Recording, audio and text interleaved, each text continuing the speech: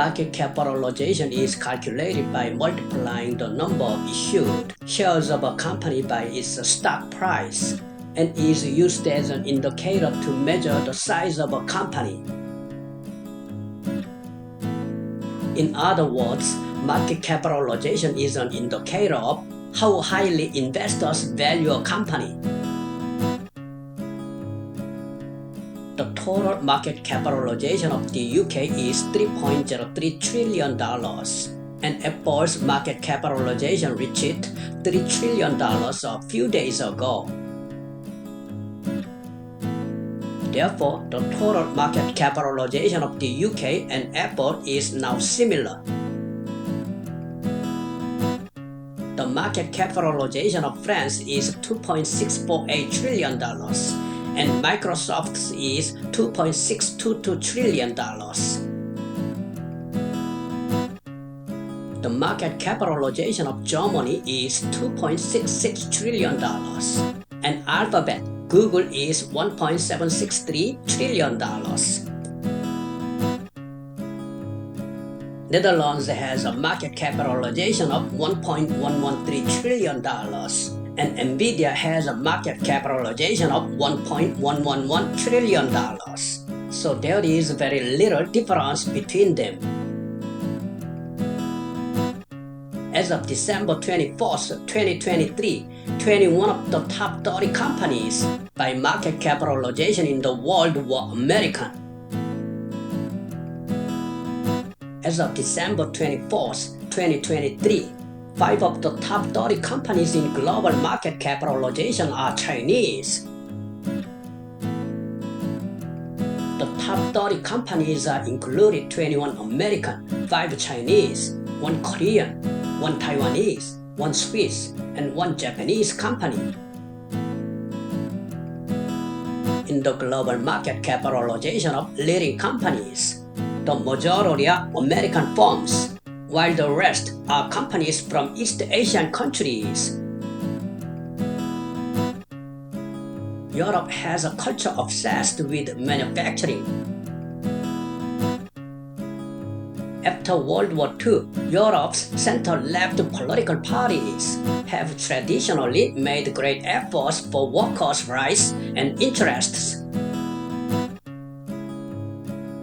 This European policy has become a model throughout the world and has played a significant role in improving the rights and interests of European workers.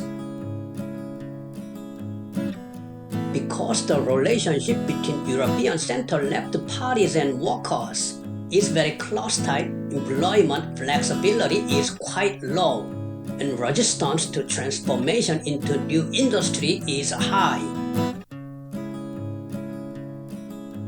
This tendency is much stronger than in the United States because workers' jobs may disappear when they transform into a new industry. Therefore, Europe dislikes the change to a service economy, and even if they attempt to do so, due to the resistance, it may already be too late.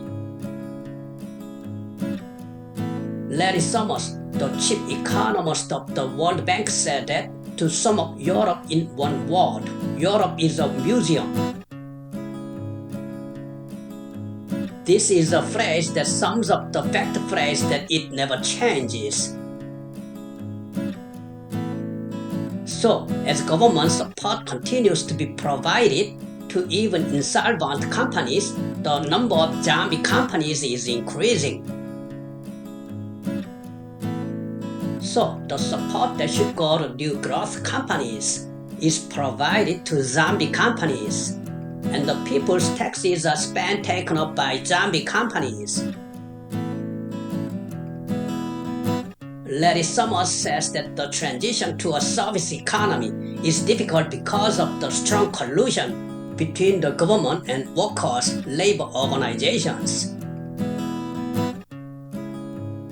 The service economy is an economic system that creates value by providing intangible services.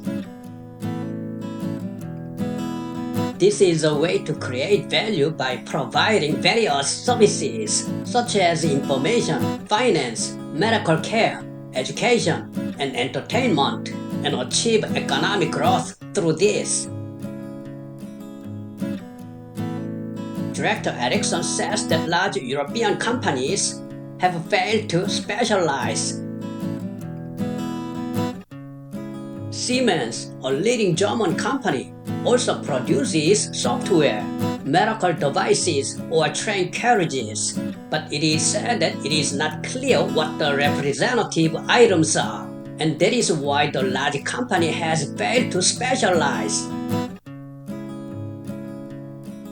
Although Europe has established a single market, each country has different communication regulations.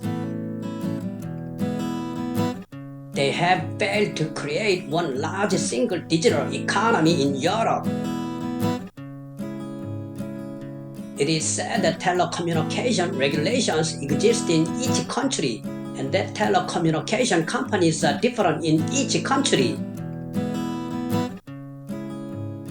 The ratio of stock market capitalization to GDP is 170% in the US, while it is 68% in Europe, and the ratio of bank loans to GDP is 85% in the US, while it is 300% in Europe. In order to obtain a bank loan, the primary considerations are the presence of sufficient collateral and the company's ability to repay the loan, rather than whether the company is innovative or not. When a company receives a loan from a bank, it has to pay interest, but when a company attracts an investment, there is no burden of interest at all. The labor market in Europe has significantly low labor flexibility compared to the United States, and European societies and companies lag behind in innovation.